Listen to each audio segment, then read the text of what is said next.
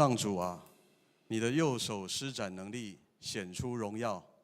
你凭慈爱领了你所赎的百姓，你凭能力引他们进入到你的圣所。弟兄姐妹们平安。我们所信靠的神，他是蛮有能力的神，他是有盼望的。我们要一起来赞美他。我们请弟兄姐妹站立，我们一起来赞美我们的神。我的盼望就在耶稣基督里，在你里面满有平安，生命泉源就在耶稣基督里，有主在我里面活着。我宣告在我里面你比世上一切更有能力。我付出这世界，我高举耶稣的名。我宣告在我里面有活水拥有满有能力，有耶稣在我里面活着，我勇敢站立。我们要一起来赞美我们的神。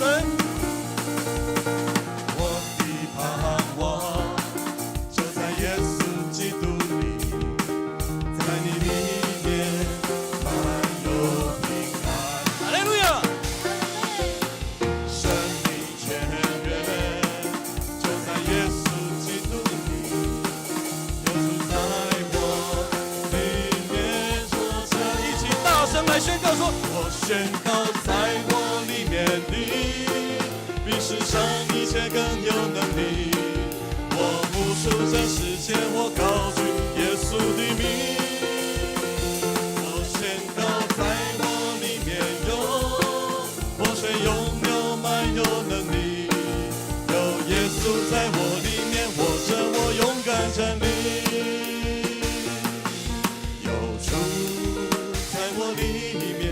没有惧怕能战胜仇敌，有主在我里面，没有惧怕还得胜有余。有主在我的里面，有主在我里面，没有惧怕能战胜仇敌，有主在我里面，没有惧怕还得胜有余。我宣告在我里面的比世上一切更有能力。我付出这世界，我高举耶稣的名。我宣告在我里面有活水涌流满有能力，有耶稣在我里面活着，我勇敢站立。再一次来宣告说，我宣告在我里面的比世上一切更有能力。付出这世界，我高举耶稣的名。我宣告在我里面有活水涌流满有能力，有耶稣在我里面活着，我勇敢站立。有耶稣在我里面活着，有耶稣在我里面活着，有勇敢站立。再一次来宣告说，有耶稣在我里面，有耶稣在我里面活着，我勇敢站立。哈利路亚！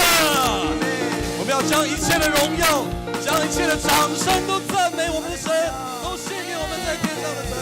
哈利路亚！我们赞美，我们的盼望就是在于我们的神。弟兄姐妹，请坐。主耶稣对我们说，他就是那活水，喝他这水的必永远不渴。弟兄姐妹们，你们愿意让主耶稣进入到你心中吗？你愿意喝这活水吗？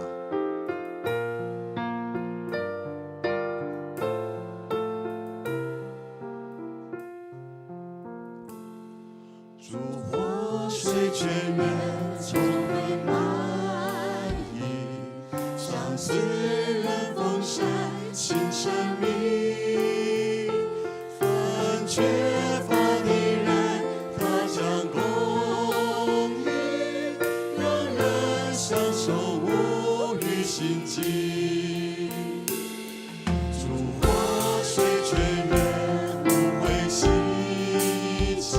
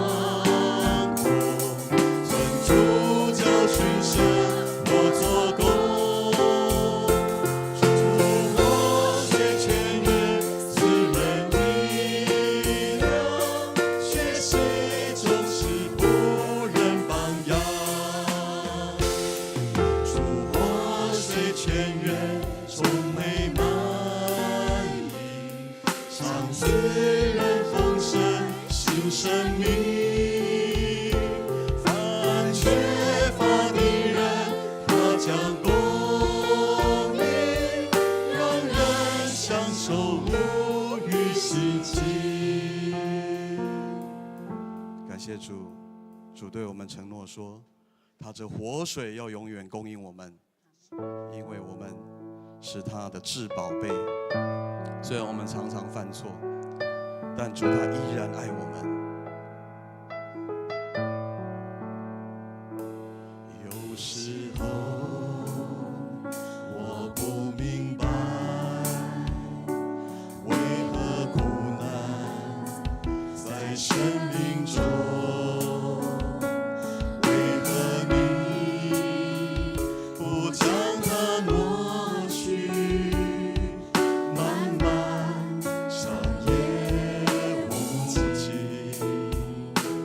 有时候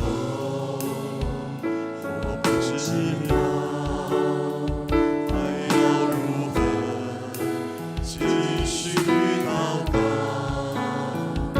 亲爱神灵就来提升我，刚强我里面能力。当黑夜没有尽头，我相信你依然爱我，给我力量，给我盼望，看见光明在不远前方。高举双手赞美，失恋中仍向主歌唱，永不灰心，永不沮丧，你爱使我刚强。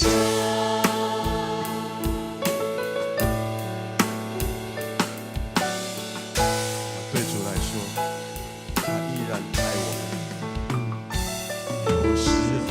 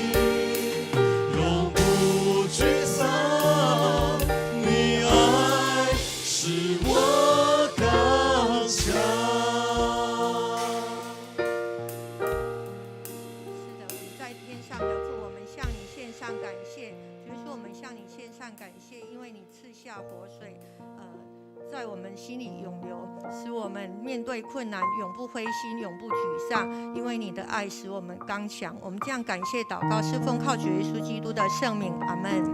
我们一起来感恩跟认罪的祷告。好，我们一起来读，一起祷告，不是功课，也不是责任，乃是恩典跟权柄。祷告不是叫上帝怎样解决问题，是呼求上帝看他怎样解决。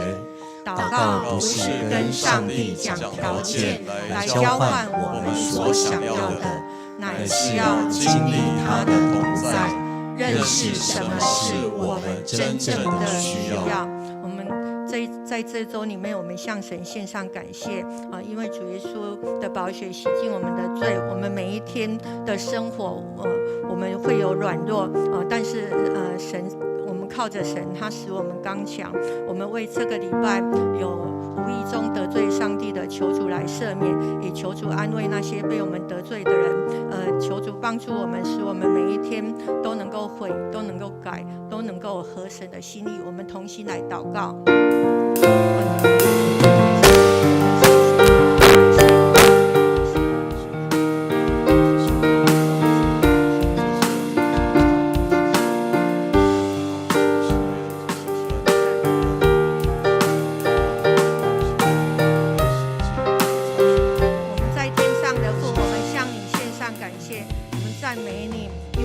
公义的神，也是慈爱的神。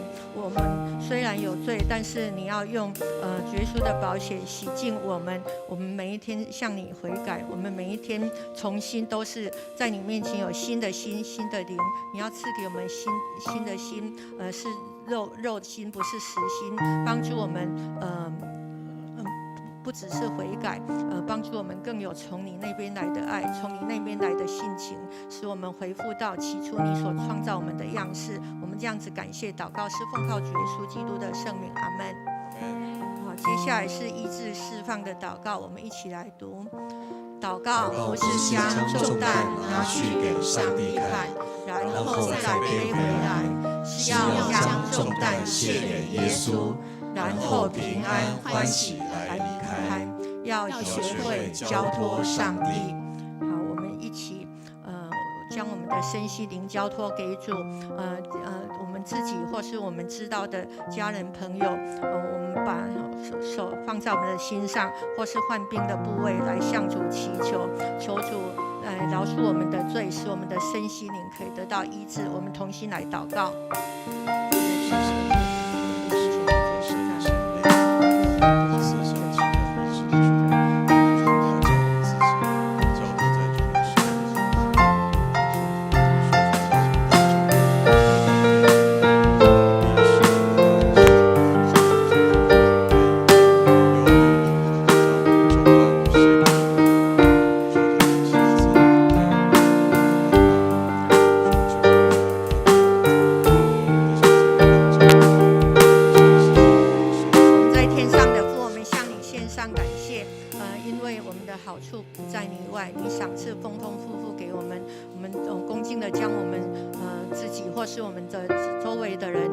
身心灵各方面的病痛交托仰望你，我们放在你的面前，我们就不再将它背回来。我们向你献上感谢。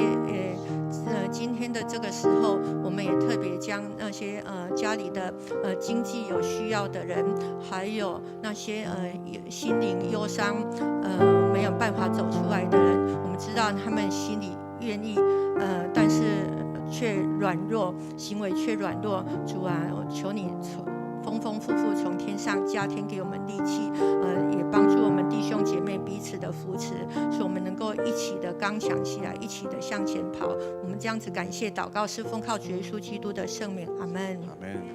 好，接下来是为今天的主日守望祷告，我们一起来读。祷告不是叫上帝直接赐你能力，乃是恳求上帝给我们机会培养能力。祷告不是用意志去影响上帝，是让上帝来改变祷告的人。祷告不是靠自己努力做工，乃是依靠上帝跟他同工。好，我们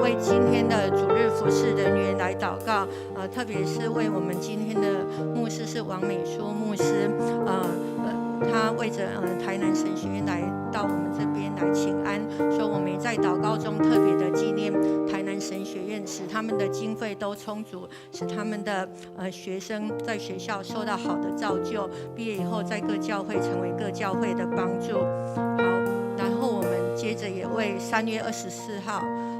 迦南教会第6任的主任牧师拣选是陈柏志牧师，中会会派1位牧师1位长老来拣选，恳求主来掌权带领，也帮助我们每一个人都能够把时间拨出来，一起参与这个我们迦南的盛事，就是感谢神伟大的一刻。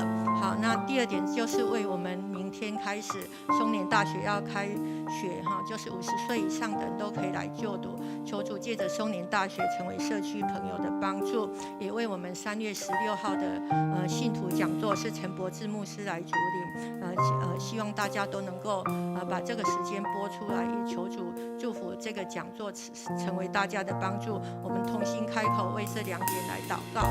在天上的父，感谢你在我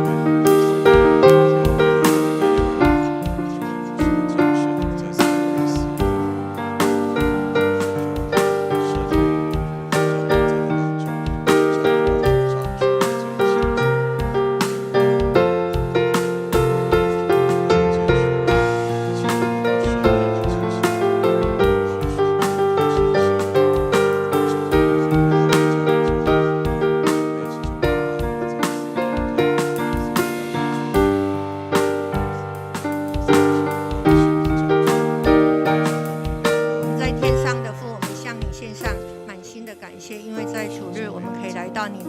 敬拜你，求你保守所有的服事人员，所有参与的会众，还有所有的硬体软体，都蒙你的眷顾保守。我们也恭敬的将台南神学院交托仰望在主你的手中，这是奉主你的名所设立的学校，每一个来就读的学生都是从你那边有清楚的呼召，他们愿意将他们的自己的规划放下，全心的来被主使用，求主大大施恩赐福，使他们在经济上在各方面的学习上都蒙主大大的祝福。我们恭敬的将3月24号我们要来选举投票，同意我们的第6任主任牧师陈柏志牧师，求主保守每个会友那天能够预备好心来到你的面前，一起投下这神圣的一票，一起同心在牧师的带领下遵循主的旨意来向前跑走。我们也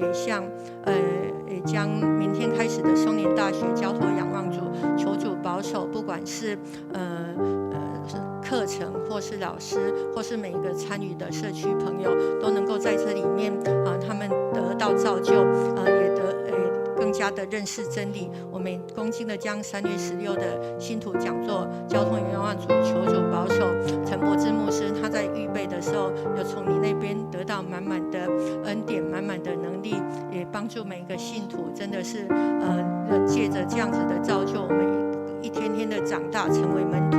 我们将感谢祷告是奉靠主耶稣基督的圣名，阿们。好，我们最后为我们的全人生命教育协会来代祷。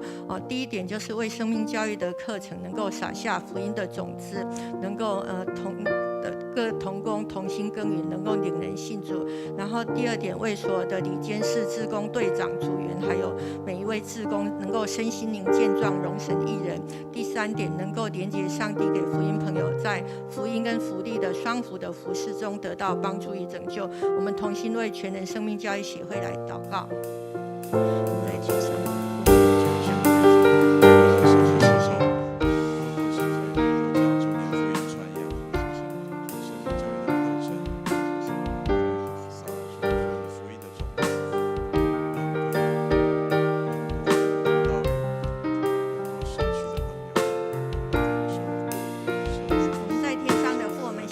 上感谢，感谢你借着之前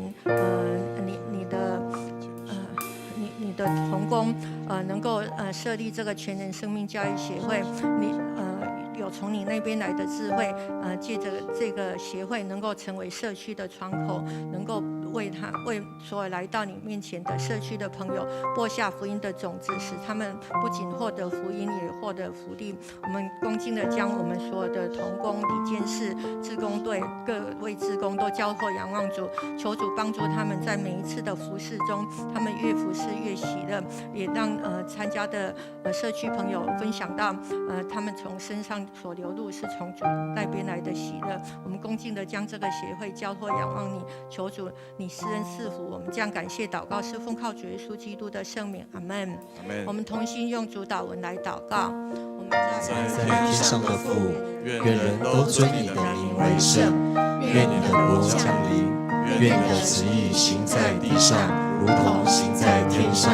我们日用的饮食，今日赐给我们，免我们的债，如同我们免了人的债，不叫我们遇见试探，救我们脱离凶恶。因为国度、权柄、荣耀，全是你的，直到永远。阿们。好，接下来我们来报告首先今天是台南神学院的奉献主日，由王美淑牧师前来讲道，请安宇报告。那王美淑牧师是那个台中复兴教会的牧师。好，那请兄姐记得要为台南神学院来关心代祷奉献，那奉献袋夹在周报里面。谢谢王牧师今天的勉励，谢谢。好，那接下来的话，我们在3月24日只有一场礼拜是9点半，要召开2024年的临时合会，然后要选举第6任的主任牧师。那会员名册是在公布栏，请大家去看。如果有异议的话，请在下一页，请在3月17之前向小会书记陈敏哲长老提出，然后由小会补正。当天没有参加的陪参会员，请在3月23礼拜6之前用书面向小组长或是小会书记来提出。好，那接下来我们要看一个影片。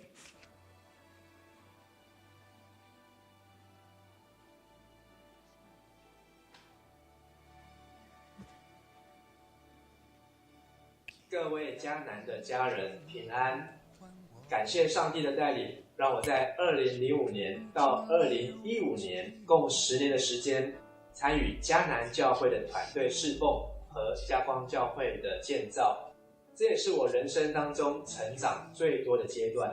感谢郑正仁牧师带领的团队，也感谢迦南兄姐们热情的接待，让我带着迦南教会的祝福前往各地服事。一转眼又过了将近10年的时间，在这10年当中，我深刻感受到学习圣经和传承使命的重要，因此我不断祈求上帝帮助我在牧师生涯中能把这2件事做得更好。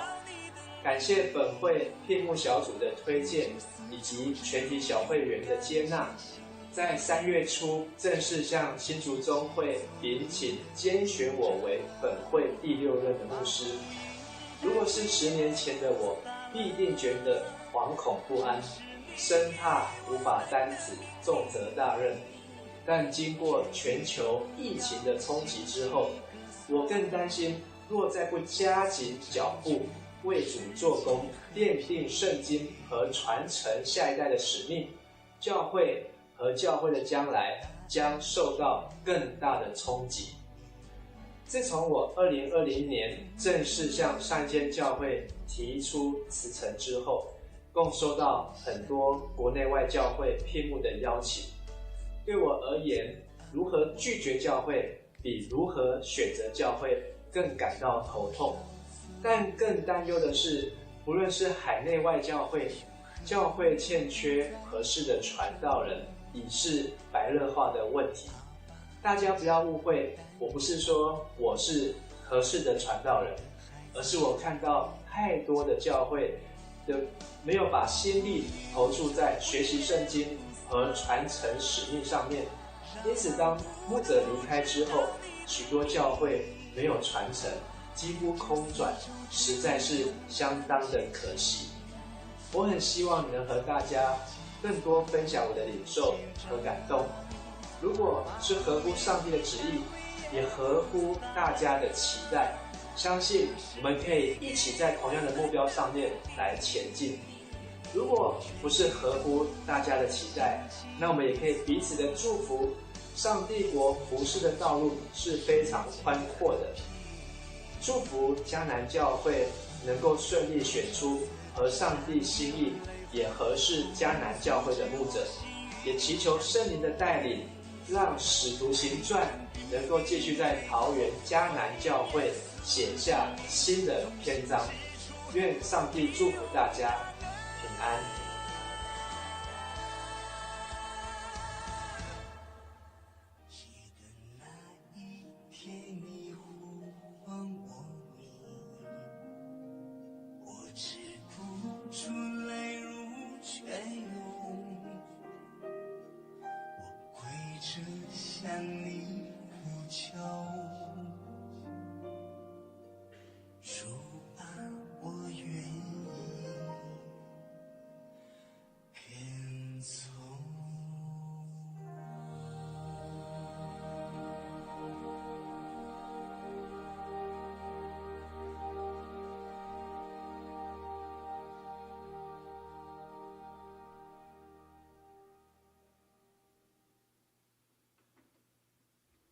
希望大家3月24能够一起来，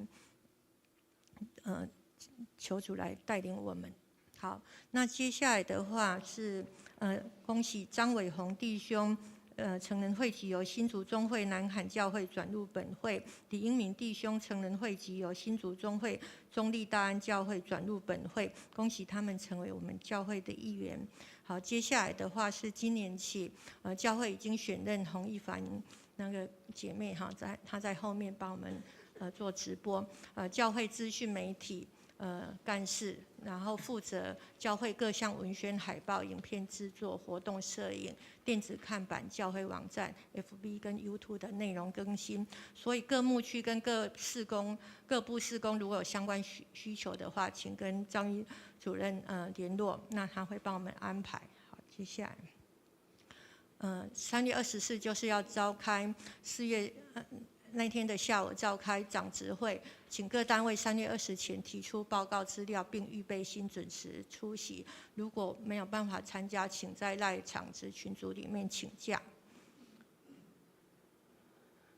好，那我们本来是3月24的清明追思礼拜，提早到3月17，所以如果是公布栏那边还没有你的名字的，那请到公布栏登记，然后填写追思卡，填写之后交给曼双干事收件到今天。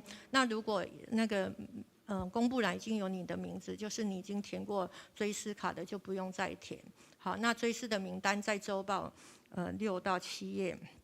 好，那在这个是图书馆的报告哈，在阅读图书馆邀请我们一起寻找文字之美，让上帝的话语真理刻在心板上。好，那这边广告一下就是那个三个月借5本的话是赠送全年礼券200元，借4本的话就只有全年礼券100元。但是如果你有写读书心得刊在周报的话，也可以再追加100元哈，请大家踊跃的来借书哈。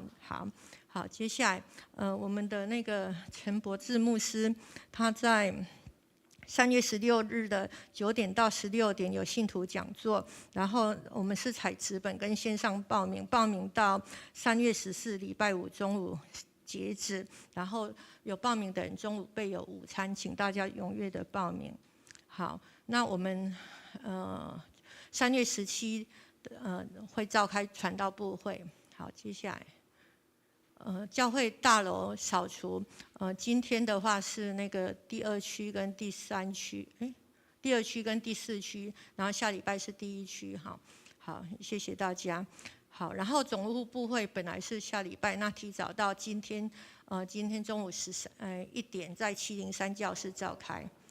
好，那在这个是儿童牧区的话，他们在3月31要举办复活节 Special Agape 出死入生活力购。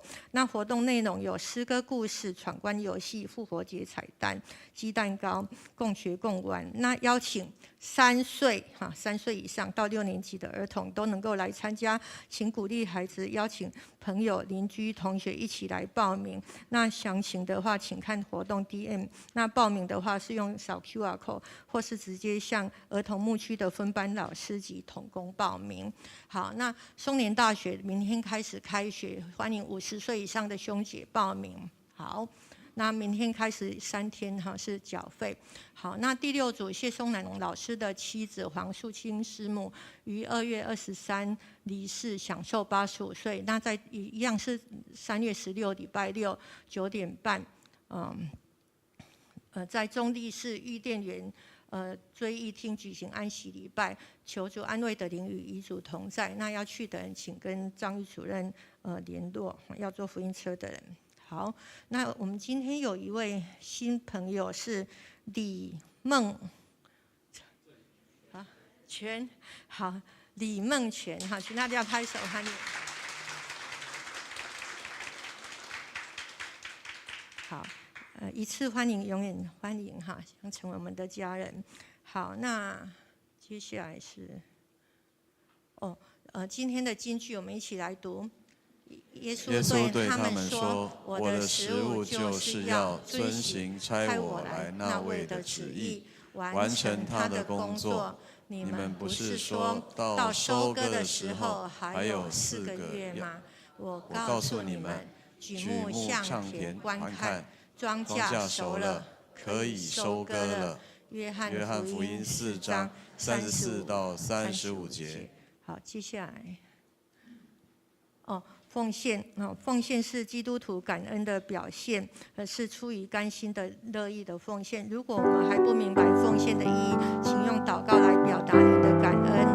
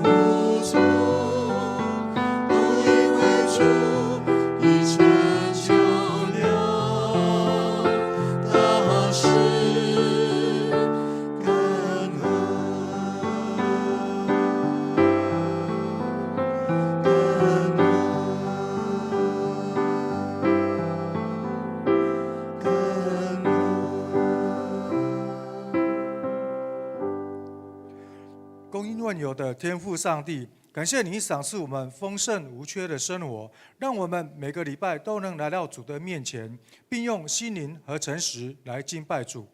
主啊，3月24日是教会圈选主任牧师第6任主任牧师的大日子，求主保守一切顺利，也求主带领迦南教会前方的道路。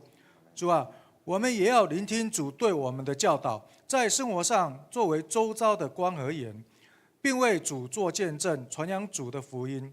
现在我们要来献上我们的时间、金钱及才能，让主来使用，求主悦纳。我们这样祈求祷告，是奉靠主耶稣的名求，阿们。请坐。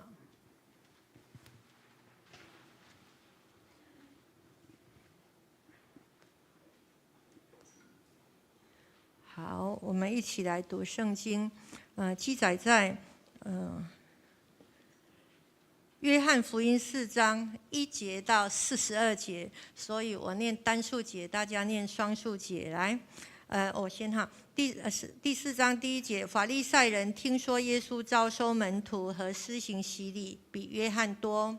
其实耶稣未曾亲自为任何人施洗，而是他的门徒施洗。耶稣知道这事，就离开犹太，再回加利利去。他必须经过撒玛利亚。他来到撒玛利亚的叙加镇，距离雅各给他儿子约瑟的那块地不远。雅各井就在那里。耶稣因为赶路疲倦，就坐在井旁。时候约在中午。有一个撒玛利亚女人来打水，耶稣对她说：“请给我一点水喝。”他的门徒已经到镇上买食物去了。那女人回答：“你是犹太人，而我是撒玛利亚女人，你为什么向我要水喝呢？原来犹太人跟撒玛利亚人不相往来。”耶稣说：“要是你明白上帝的恩赐以及现在向你要水喝的人是谁，你就会求他，他也会把活水给你。”那女人说：“先生，你没有打水的器具，井又深，你哪里去取活水呢？”我们的祖先雅各给我们这口井，他的儿女和他的牲畜都喝这口水的水。难道你自以为比他还大吗？耶稣回答：“喝了这水的人还会再渴，但是谁喝了我所给的水，谁就永远不再渴。我给的水要在它里面成为泉源，不断地涌出活水，使他得到永恒的生命。”女人说：“先生，请给我这水，使我永不再渴，也不用一直来这里打水。”耶稣对她说：“去叫你的丈夫，然后再到这里来。”女人说：“我没有丈夫。”耶稣说：“你说你没有丈夫，并没有错。你曾经有5个丈夫，现在跟你一起的不是你的丈夫，你说的话是对的。”女人说：“先生，我看出你是一位先知。我们撒玛利亚人的祖先在这山上敬拜上帝，你们犹太人却说耶路撒冷才是敬拜上帝的地方。”耶稣对他说：“你要信我，时刻将到，你们将不会在这山上或在耶路撒冷敬拜天父。你们撒玛利亚人不知道你们所拜的是谁，我们犹太人知道我们所拜的是谁，因为救恩是从犹太人来的。可是时刻将到，现在就是了。那真正敬拜天父的，要用心灵和真诚敬拜，这样的敬拜就是天父所要的。上帝是灵，敬拜他的人必须以心灵和真诚敬拜。”女人对他说：“我知道，那称为基督的弥赛亚要来，他来了，就会把一切的事都告诉我们。”耶稣回答：“我正在跟你说话的就是他。”就在这时候，耶稣的门徒回来了，他们看见他正在跟一个女人说话，觉得很惊奇。可是没有人问那女人：“你要做什么？”或问耶稣：“你为什么跟他说话？”那女人放下水罐，往镇上去，向大家说：“你们来看，有一个人把我生平所做的一切事都说了出来，也许这个人就是基督吧。”大家就出城去看耶稣。这时候门徒劝耶稣：“老师，请吃点东西。”耶稣回答：“我有吃的东西是你们所不知道的。”门徒彼此议论：“难道有人拿东西给他吃吗？”耶稣对他们说：“我的食物就是实行差我来那一位的旨意，并且完成他交给我的工作。你们说再过4个月才是收割的时候，我告诉你们，看看那片田地吧，农作物已经成熟，可以收割了。收割的人得到报赏，为永恒的生命积聚果实，使栽种和收割的一同快乐。一人栽种，另一人收割，这话是真的。我差遣你们去收割你们所没有耕作的田地，别人辛劳，而你们享受他们辛劳的成果。镇上有许多撒玛利亚人信了耶稣，因为那女人说，她把我所做的事都说了出来。那些撒玛利亚人来见耶稣，要求他和他们一起住，于是耶稣在那里住了2天。有更多的人因耶稣的信息而信了他。他们告诉那女人，我们现在信了，不是因为你说的话，而是因为我们亲自听见了他的话，知道他真是世界的救主。以上。好，这时候请王美淑牧师来讲道，题目是活水与宣教，活水与宣教。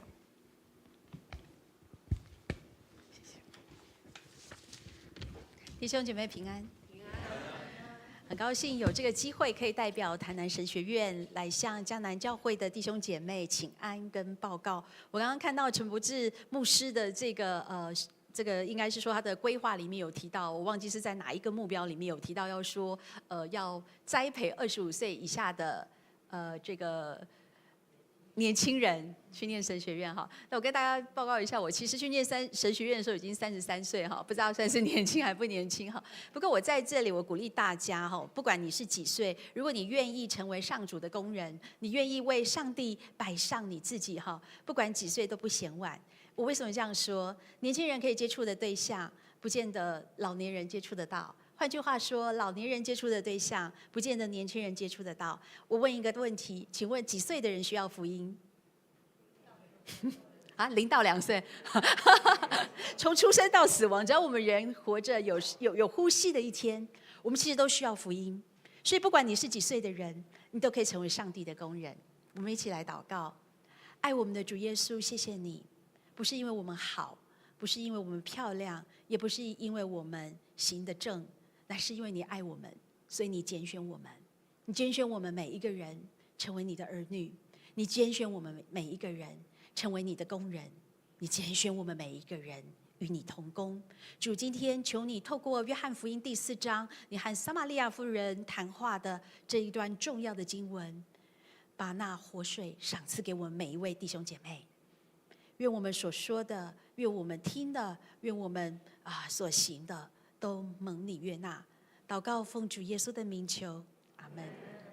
在准备这一段经文的时候，我其实收到一封信哈，就是这个信很像是那个在井边跟耶稣相遇的撒玛利亚妇人所写的。因为这个信是这样说的：这1900多年来，有很多人都在谈论我，他们说我的道德很败坏。我的婚姻很失败，我夜半没有办法满足，我嫁错丈夫，所以一辈子不幸福。这些都是因为我的心灵很空虚所导致的。但我也知道，大家谈论我是为了要为主来做见证，希望听到道理的人跟读圣经的人，可以透过我的故事来认识耶稣基督的救恩。我就想，如果大家想要更了解我的故事，我可以提供3个线索给你们。第一个，中午不只是中午；第二，讨水喝不单是讨水喝；第三，丈夫不只是丈夫。那我希望你们能够明白我和基督的事情，耶稣基督的子民敬上。因为收到这样的一封信，所以我就很仔细的想要去了解这位撒玛利亚妇人的心声，我也邀请各位弟兄姐妹一起来了解她的心声。第一个，中午不只是中午，这是什么意思？我们刚刚看到耶稣跟这个妇人相遇的时候，是在中午的时候。其实，在希腊文的旧约圣经里面，用一个字来表示中午，这个字叫做 Mesamblia。Mesamblia 表示的这个时间是中午。那如果它用来指示方向，它也可以代表南边。可是，在约翰福音的第4章第6节，原文里面并不是用中午这个字，不是用刚刚这个 Mesamblia 这个字，它用的是 Hora en hos ekte。那 Hora en hos ekte 是指什么呢？翻成中文就是第6个时间。第6个时间是中午，没有错。可是约翰福音第4章第6节，他没有用直接表示中午的这个字，就像我们今天没有说中午，我们用12点来表示中午，我们用第6个小时来表示中午，这里用第6个时间来表示中午。那我们就要了解，在希腊文的新约圣经福音书里面，还有一个地方也用到第6个时间，那就是耶稣受定要死去的时间，用的是 ektes horas， 也是第6个时间。我可以问一下大家，6后面是什么？哦，还好没有人跟我说6.5。我的孩子最近在学小数啊，有时候会讲6.5。我就是问他，没有错，6后面是7，7有什么意思吗？啊，什么？我有听到，完全。所以第7是完全的时刻。那请问第6呢？你会怎么解读？那第6是什么样的时间？快要完成，对不对？离那个完全的时间很近了，快要完成了。所以这个第6的时间是在正午的时间，这个第6的时间是在罗马帝国最光明的时间，但是撒玛利亚人却要在黑暗中生活。我们如果在读约翰福音，你一定要注意一件事情：耶稣常常答非所问。当我们在讲地上的事情，他都跟你回答天上的事情。我们以为我们知道天上的事情，他就跟你说，其实你们都不知道。在这里，地上的时间是第6个时间，可是在灵里面，这个第6个时间不是那个外面看起来日正当中非常明亮的时间，那个时刻却是最黑暗的时刻。如果你有这个理解，你就会知道耶稣受定的那个时间在日正当中，可是却是灵性里面最黑暗的时间。所以在罗马的帝国里，这些生活在罗马帝国里面的撒玛利亚人也是一样的。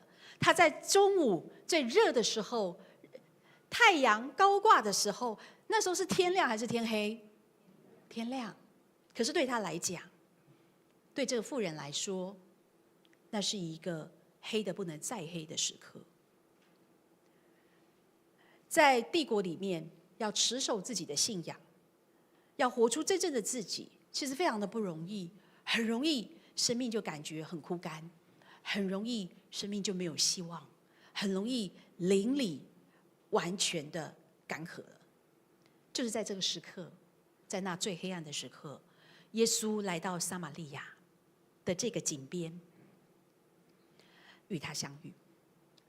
第二个，在井边讨水喝，不是只有讨水喝。大家想说这个井有什么特别吗？对于以色列人来说，这个井有没有什么特别？我可以问一下，这个井旁，如果我们讲在水井旁，作为一个以色列人，你可能会想到什么样的故事？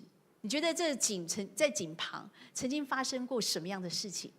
大家想一下，旧约在水井旁边通常都在干嘛？喝水，对不对？但我给大家一个提示，亚伯拉罕的奴仆曾经在井边干嘛？有人知道吗？我很想那个赠送大家小礼物，不过但是我这个准备礼物可能没有大家那个读书的礼券好，没有关系。有没有人知道亚伯拉罕的奴仆在井边干嘛？找媳妇了，为那个没错，他在井边为谁？为他的主人的儿子以撒找了谁？媳妇？谁？利百加。他就在井边遇到利百加，利百加就怎么样？求罪，就汲水喂食所有亚伯拉罕奴仆跟他的这个骆驼队，让他们喝水，这样喝到饱。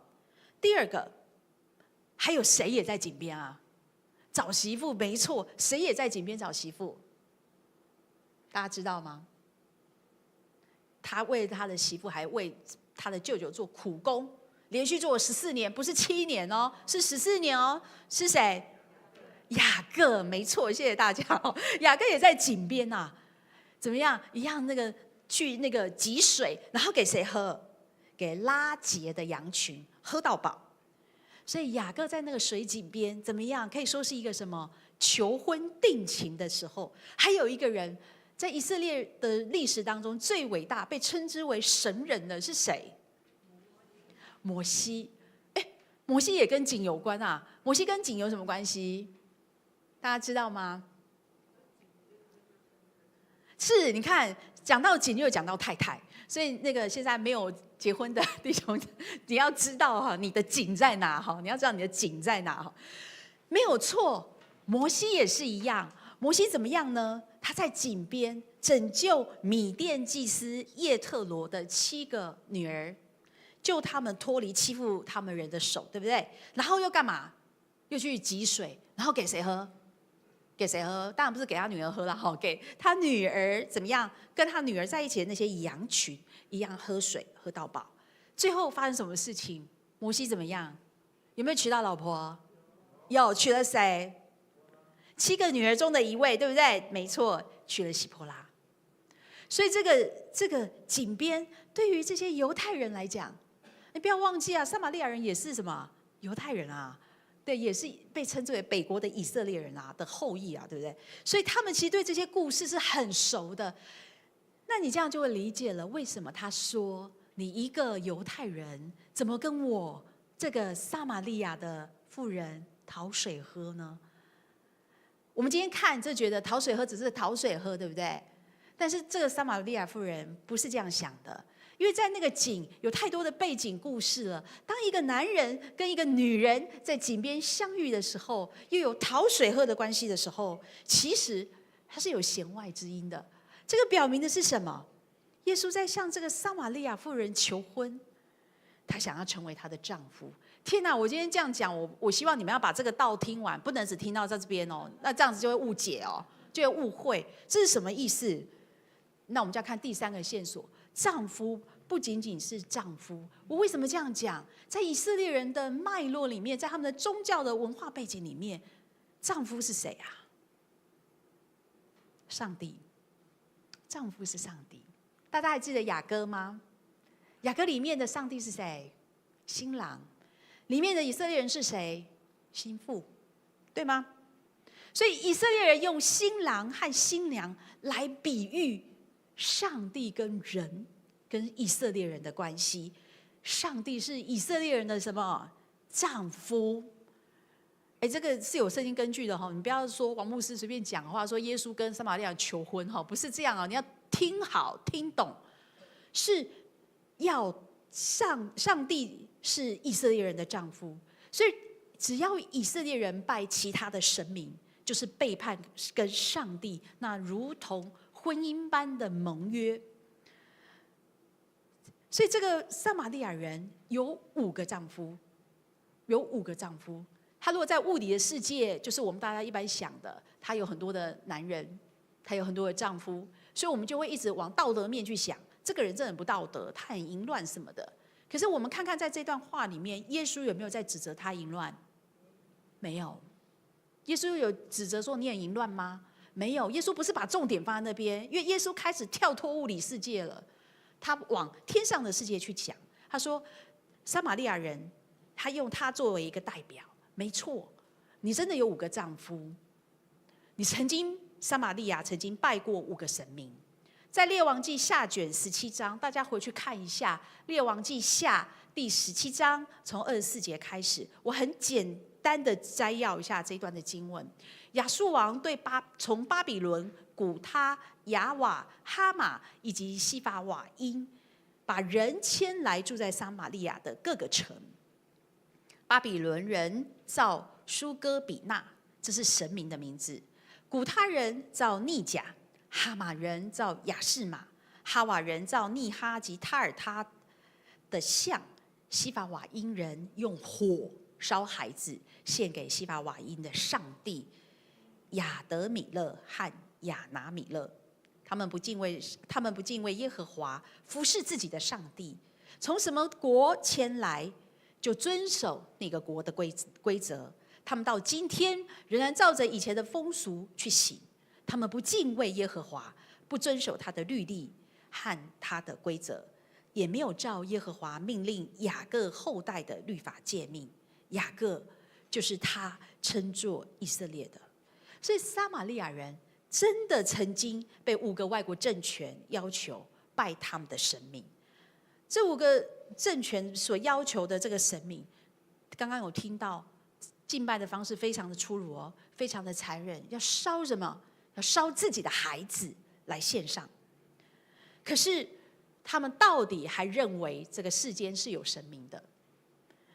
第六个最糟糕，因为在耶稣的时代，罗马帝国认为谁是神明？大家知道吗？罗马帝国认为谁是神明？皇帝是神明，把人当作神来拜。罗马皇帝认为自己就是神明，而且他要的是什么？他要世间的人都为他来牺牲。所以我们台湾曾经被日本殖民过，大概也不会陌生。日本的皇帝叫什么？天皇啊！天皇是天皇还是神明？是神明啊！天皇啊，叫做天照神明 ，Amaterasu Okami， 这是他的化身，他叫天照神明。所以，如果我们从上面的这些线索来看，这个撒玛利亚人曾经被亚述帝国换神明换了5个。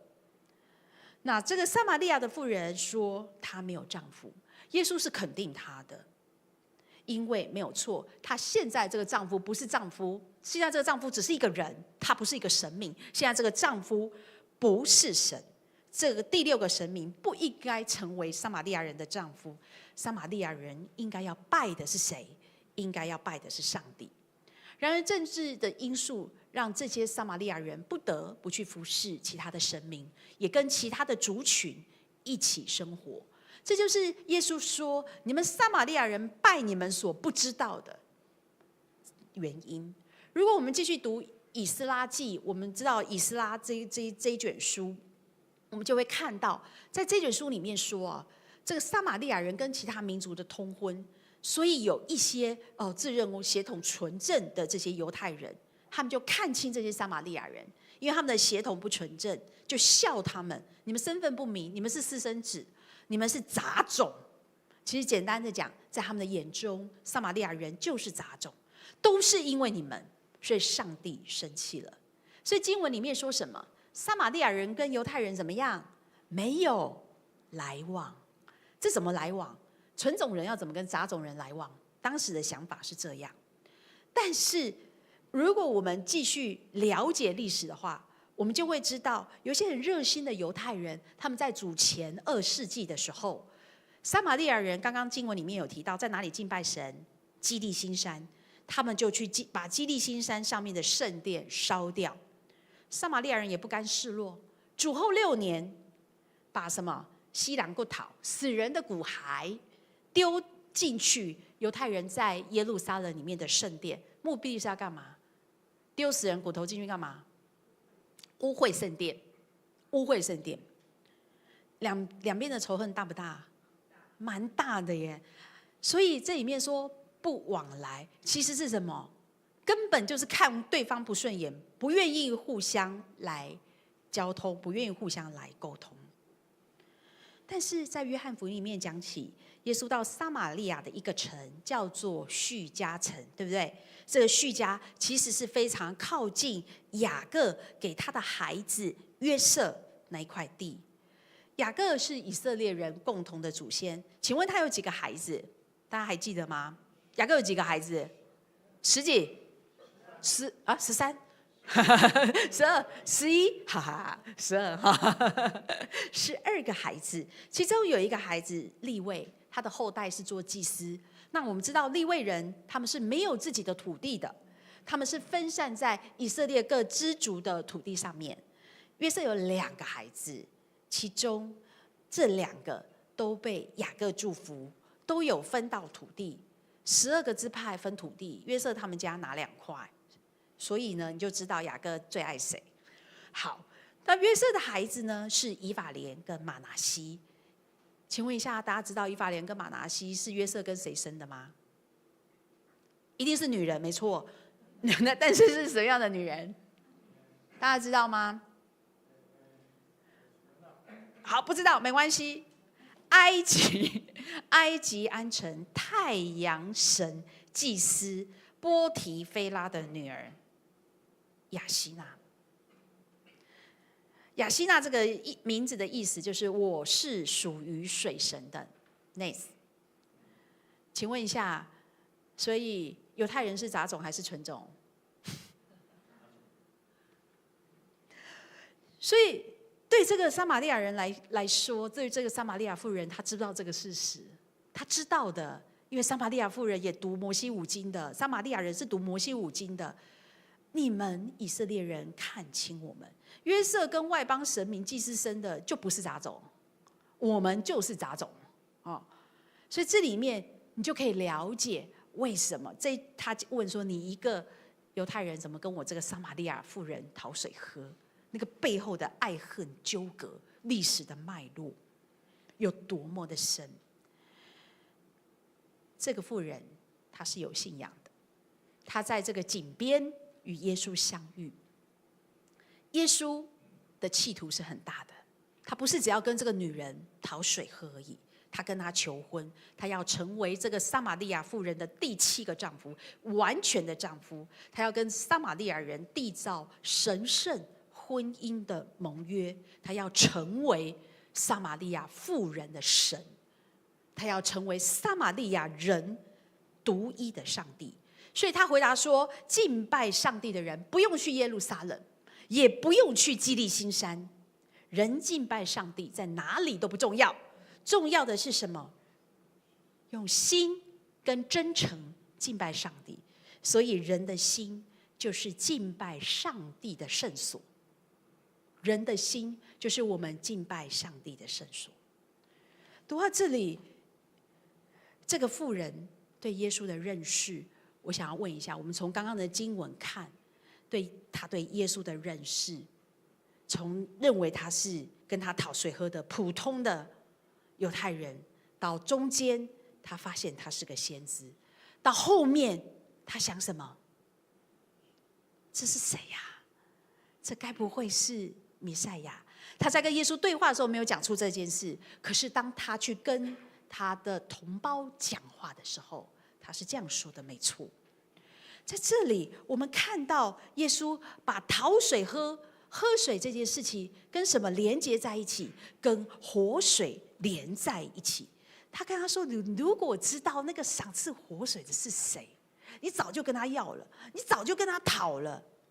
请问这个妇人有没有跟他讨？我可以问一下大家，这个妇人有没有跟耶稣讨水喝？有没有？你们怎么知道他有？从哪里看到？从哪里？他就怎样？他就东西给洗胆雷的嘛。他本来拿着水盘，对不对？水罐，对不对？水罐一丢，跑去哪？跑回家，跑回城里，然后开始逢人就说，是不是？所以他的确知道，这个站在他面前的，就是赏赐活水的。大家想说，活水有什么了不起？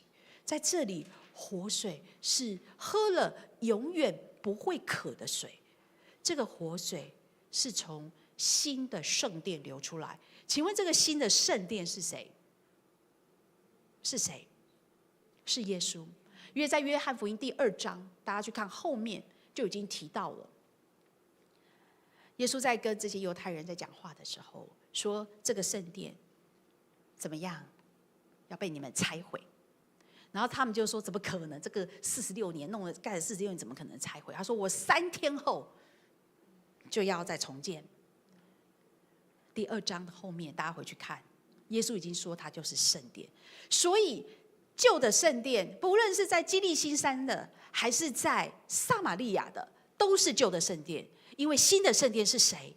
耶稣自己。有活水要从耶稣流出来。那个活水是什么样的活水？那个活水为什么可以赏赐给人永远的生命？为什么你们喝了，我们喝了不会再渴？以西结书47章1到12节，请大家回去一定要看，因为这里提到圣殿有活水流出来的那个样子。在第1节提到说，他带我回到殿门，见殿的门坎下有水往东流出，这水从坎下由殿的右边，在祭坛的南边往下流。那到后面这个水会流去哪里？他说这个所发出的水流入沿海，沿海大家知道是哪吗？死海，沿海就是死海，使水变甜。那个原文的意思是什么？医治的意思。这河水所到之处，凡滋生的动物都必生活，并因这流来的水，必有极多的鱼，河水也变甜了。这河水所到之处，百物都必生活。在河这边与那边的岸上，必生长各类的树木，其果可做食物，叶子不枯干，果子不断绝，每月必结新果子。因为这水是从圣所流出来的，树上的果子必作食物，叶子乃为治病。所以耶稣他说，活水喝了永远不会再渴。其实还不够，这个活水所到之处，所有东西都要活起来。这活水所到之处，连盐水死海的水都要变甜。这活水所到之处，树木要长出来，要长出果子，还要结出叶子。不单是做人的食物，也要行医治的工作。前面讲到这个妇人，她的灵性是在最黑暗的，她在物质里面，在物质界，人家认为她是道德败坏的。她在人群当中，她也是被大家孤立的。她在灵性里面，我有5个丈夫，有什么好说的？也是最脆弱与难受的。但是这个活水，她所喝的活水，要让她心里的灵性的伤口成为被医治的地方。所以她被医治之后，她去跟她的同胞说，有人把我塑形的事情都讲出来。她去跟她的同胞说，你们来看，看什么？要看什么？请问一下，你们来看是要看什么？请问一下，你们今天来教会要看什么？看隔壁的弟兄姐妹觉得很可爱，对不对？这是一个，对不对？你们来教会看什么？我们来教会要干嘛？哈？我可以问一下今天的新朋友，你今天来教会第一次来，是有人邀请你吗？没有，我自己想过来。啊，你自己想过来，你想看什么？想听牧师讲道。哦，我牧师好高兴哦，好难得哦，听到有人这样说，想听。可是这个道，你的期待是什么？这道后面是什么？你期待什么？敬拜神，很好。还有吗？感受那个神对我们的恩典跟那个喜乐。好，当然我们要特别为这位新朋友祷告，愿他来看，真的看到他想看的。而这个你们来看，是这个撒玛利亚妇人，她怎么样？她得到那个活水以后，赶快跑去跟她城里面她的同胞来分享的，说你们也来看。接着，当她跑走的时候，谁回来了？门徒回来了。门徒不去干嘛？他们干嘛回来？他们本来去城里买食物吃，对不对？然后他们回来以后看到耶稣，远远就看到耶稣跟一个妇人在讲话，他们心中也觉得很奇怪，可是没有人敢问，没有人敢问。然后呢，门徒就开始跟耶稣又开始对话起来。当妇人走后，门徒就跟耶稣对话起来。请问这个时候耶稣是不是又开始答非所问了？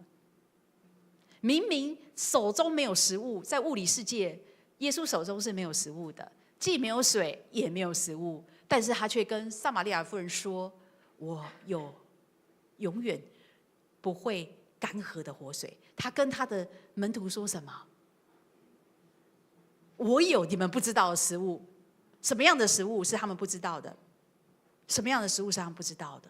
实行上帝的旨意，遵行差我来的那一位的旨意，做成上帝的工。这样的食物是永远的食物，呼应永远的水。所以在这个地方，一个是吃下去永远不会饿，一个是喝下去永远不会干渴的。这一段很重要。为什么今天要读1章的1节到42节？听说这是你们有史以来读过最多的一大段，对不对？哈，刚那个早上只是跟我说很抱歉，他花好多时间来做练习哈。为什么要这样子？因为活水导引出来，得着活水的生命，势必也会去行上帝的旨意。活水得着的生命，得着活水的生命，或者是被活水得着的生命，两个方向不一样哦。一个是我们人得着活水，一个是被这个活水，被耶稣这个活水得着的生命。两个方向不一样，但是他们带出类似的果效。今天这个撒玛利亚妇人带出来的果效是什么？她去邀请人。你的生命里面如果得到活水，没有办法走出去邀请你周遭的人，然后说你来看，你要小心了，这个活水可能还没有在你的生命里面倾出来，还没有在你的生命里面涌流出来。所以在这里他们就看到了，我们就可以看到一件事情，得着活水的生命，接下来下一步会去找人来说，你们来看，你们来看。在这里我想问一下，我们来想一下，门徒他们的食物是什么？门徒他们看到的食物是什么？这很重要哦。这里约翰福音这里面所讲，门徒看到的食物是什么？可以吃的，对不对？耶稣看到的食物是什么？耶稣看到的食物是什么？不可以吃还是可以吃？可以吃啦，但是不是用这个嘴巴吃而已。他讲的食物是什么？遵循那差我来的旨意，完成他的工作。大家有没有觉得很奇怪？这能吃吗？这能吃吗？那是什么意思？那是什么意思？那是可以吃的，那是他的食物。这个是主耶稣的食物。那我问一下大家，撒玛利亚人的食物是什么？这个妇人的食物是什么？你们觉得他的食物是什么？不敢回答。你们觉得他的食物是什么？他喝了活水，没错。如果照耶稣所讲的食物是永远的食物是这个的话，请问这个撒玛利亚的妇人有没有在吃这个食物？有，对不对？他遵行神的旨意。那我现在问弟兄姐妹，你们的食物是什么？你现在在吃的食物是什么？啊，五谷杂粮，谢谢。健康餐，健康餐，我也很喜欢。汉堡薯条，对面有 Burger King。等一下中午有人要烧酒就会去吃，对不对？你们有在吃这个撒玛利亚妇人的食物吗？你们有在吃主耶稣所说的那个永远的食物吗？有吗？有的人为神感谢你，为神感谢；没有的人，我想问一下，为什么没有？这个问题你要回去放在祷告里说：主，为什么我不想吃这个？主，我为什么不想遵行你的旨意？主，为什么我不想做你的工？你说的这永远的食物，我不想吃。我们真实一点啊！敬拜上帝是要用心灵跟真诚来敬拜的。我们诚实一点，为什么我不想吃？喝那个水，喝了永远不会再渴。生命得着医治，大家都要。可是下一步得着医治之后，去邀请人来看，去遵行上帝的旨意，我就不太想要了。那你的下一步还没有完成。我们需要在祷告里面，我们需要在教会里面跟属灵长辈好好讨论这件事。为什么我们不要吃这个永远的食物？我们来猜猜看，为什么门徒不吃？门徒有没有吃？好像有，又好像没有，对不对？有吗？他们有吃吗？其实他们有哈。所以有时候我们的那个生命的进程是有进程的。对，他们其实好像有吃，因为他们有去收割。照这个经文讲，他们有替那个人家施洗，他们有去收割，对不对？那不是他们撒种的，可是他们有去收割这样。所以门徒好像也有吃哈，门徒好像也有吃，也有人认为门徒没有吃哈。上一堂的弟兄姐妹，有的人认为门徒没有在吃这样子。好，那不管门徒有吃，不管门徒有没有吃，都要问我们自己，那我们有没有吃？阻碍我们去吃这永远的食物的是什么原因？是什么原因？通过今天的这一段经文，我们继续看，当这个妇人她去跟她的同城的这些撒玛利亚人讲了之后，邀请人家来看之后，发生什么事？这些人干嘛？他们干嘛了？他们做什么事？经文很难背，对不对？他们去邀请，真的去邀请耶稣，然后干嘛？跟他邀请耶稣说什么？跟我们一起住，住多久？2天。活水是不是涌流了？有没有被医治？有。什么东西被医治了？人不单是人的内心的灵性被医治了，关系也被医治了。有没有发现，原本说的2个族群互相不往来，现在呢，不止往来耶，还一起住耶。大家知道一起住要干嘛吗？吃喝拉撒睡都会看到，对不对？你要把你最真实的那一面显现给你一起住的人来看。住2天呢，然后住完以后，这些撒玛利亚人说什么？我们信不再是因为你所说的话，不是因为那个妇人说的话，乃是我们亲耳听见耶稣所说的话，他真是救主。如果我们的宣教能够做到这样，那就是大大的成功。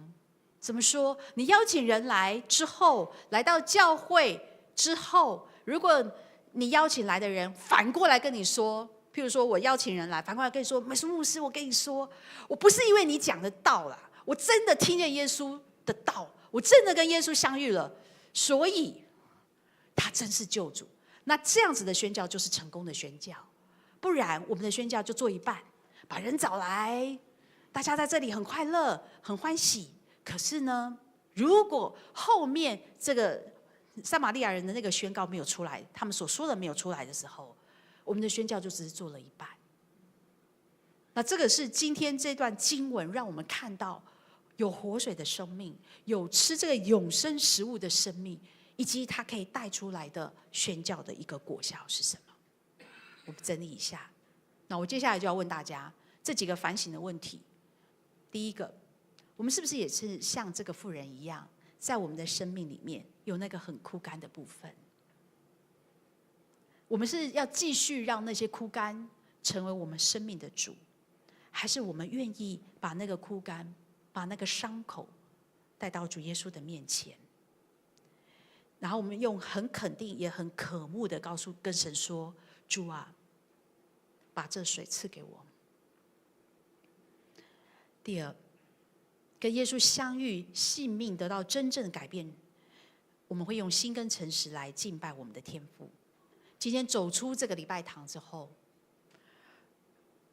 我渴望大家，你的生命跟耶稣相遇之后，你可以去跟人分享你与耶稣相遇的经验，去找一个你身边的人，跟他说什么？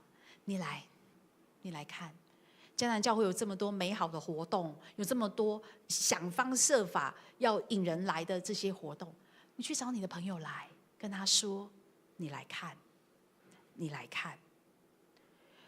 最后，你还可以再用一个检验，这个得到活水跟食物的生命，它有医治的能力，它可以超越性别，超越种族，超越歧视，超越怨恨。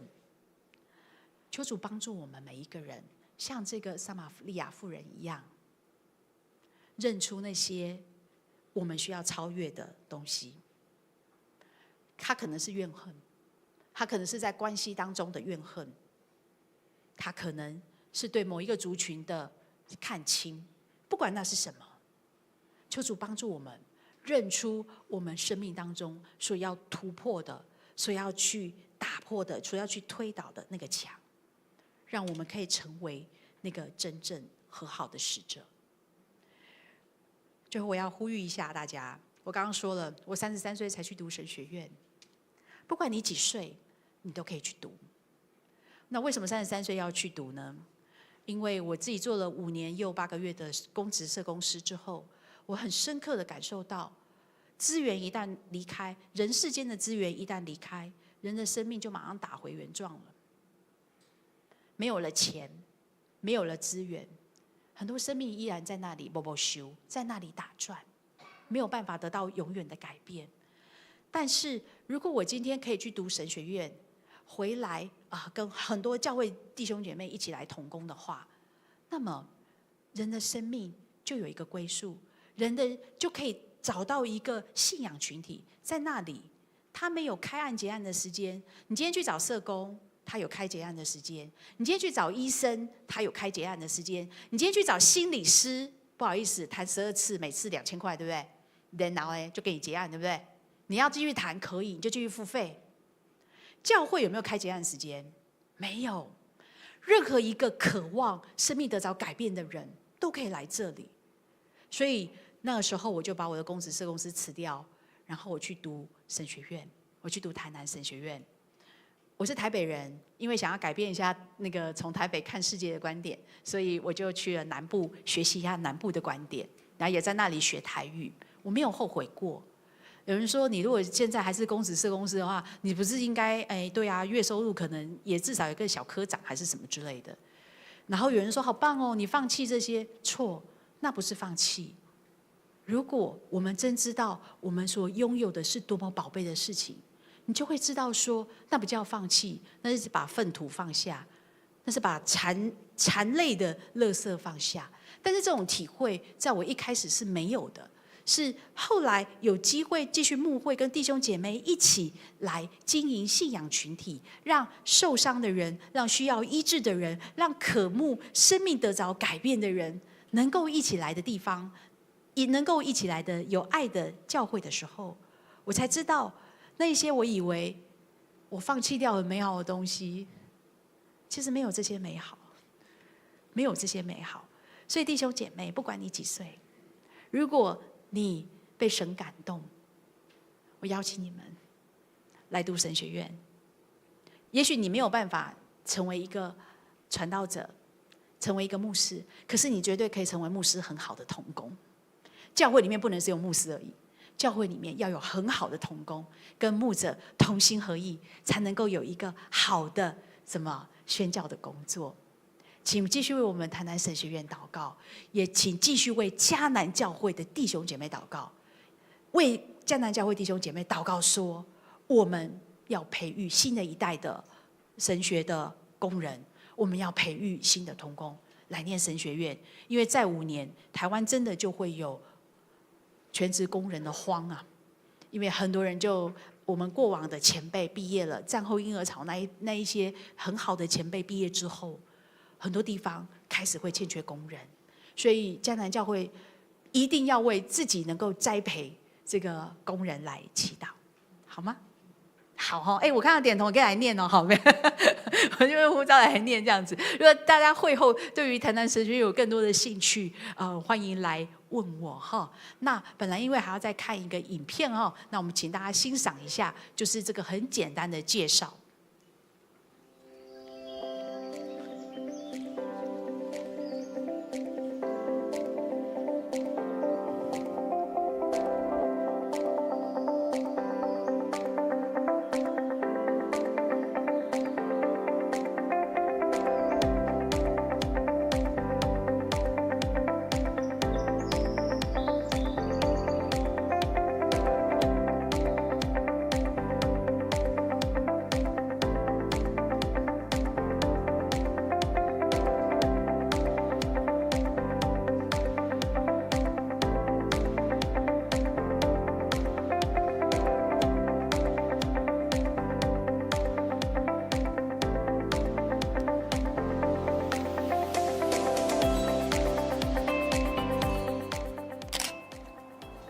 敬爱的弟兄姐妹，还有关心台南神学院的兄姐，大家平安。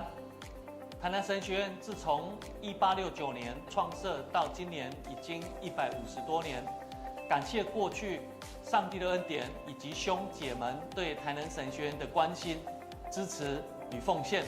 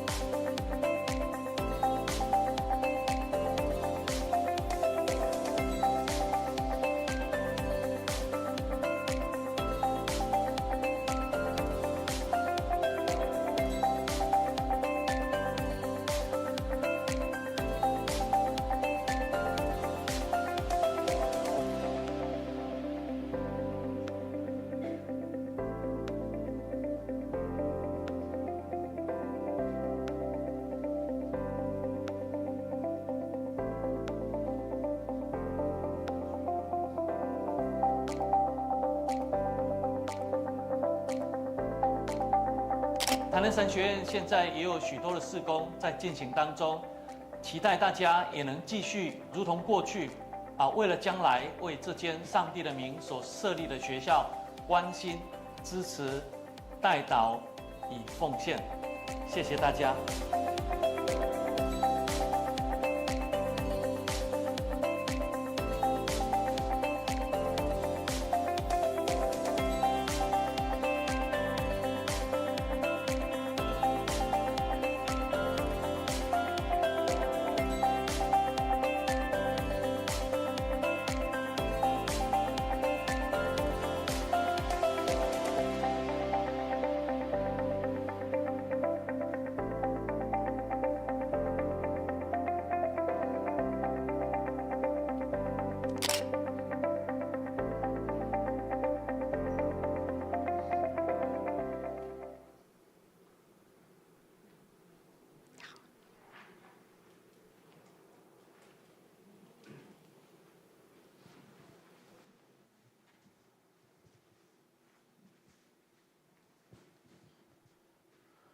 弟兄姐妹们，我们请起立，我们一起来唱回应的诗歌《主活水泉》。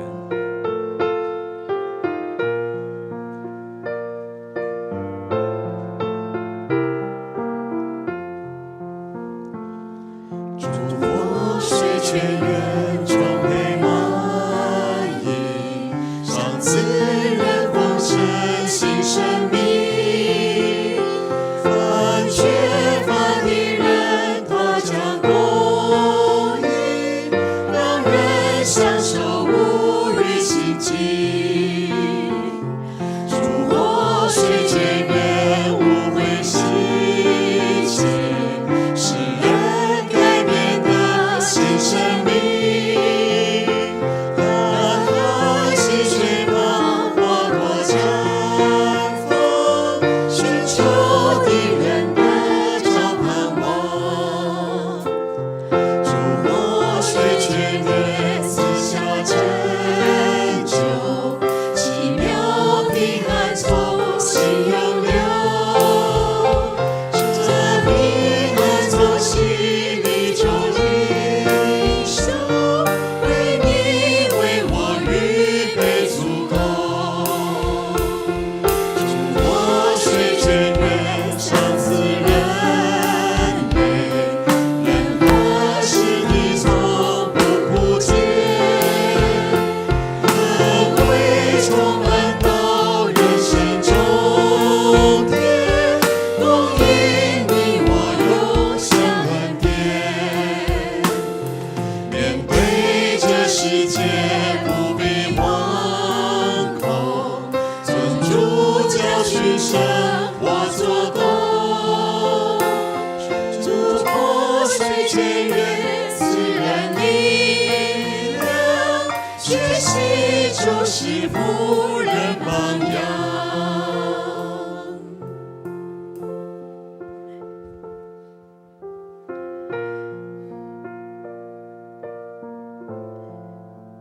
主耶稣，求你让我们每一个人与你相遇，我们要喝那永远不会再渴的水。我们特别为今天第一次来到我们当中的弟兄祷告，主啊，帮助他在迦南教会信仰得着坚立、成长与茁壮，也愿迦南教会成为他的家人。愿主耶稣基督的恩典、天父上帝的慈爱与圣神的团契，与我们迦南教会每一位弟兄姐妹在一起，从今时直到永远。阿们。阿门。弟兄姐妹们，我们这时候一起来赞美我们的神，因为在人所不能的，在神凡事都能。阿门吗？我的神是蛮有能力的神。我的盼望就在耶稣基督里，满你的眼满有平安，生命全能源就在耶稣基督里，有主在我里面活着。一起来宣告说：我宣告在我里面比世上一切更有能力。我呼出这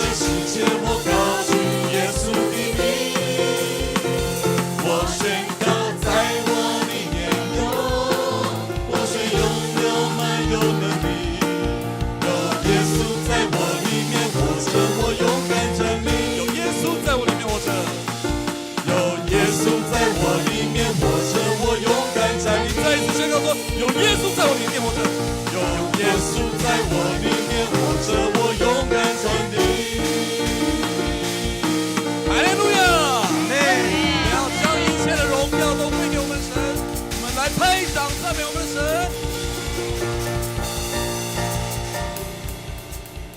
弟兄姐妹们，请坐。